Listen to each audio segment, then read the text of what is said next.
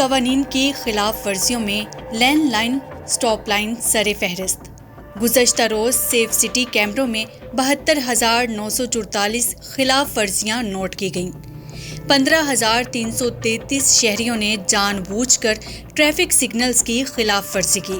11,550 گاڑیاں over speeding جبکہ 3,315 شہریوں نے ون وے ٹریفک کی خلاف ورزی کی۔ 3,000 وہیکلز نے غلط جگہ سے یو ٹرن لینے کی خلاف ورزی کی۔ 40,000 سے زائد شہریوں نے landline stop line discipline کی خلاف ورزی کی۔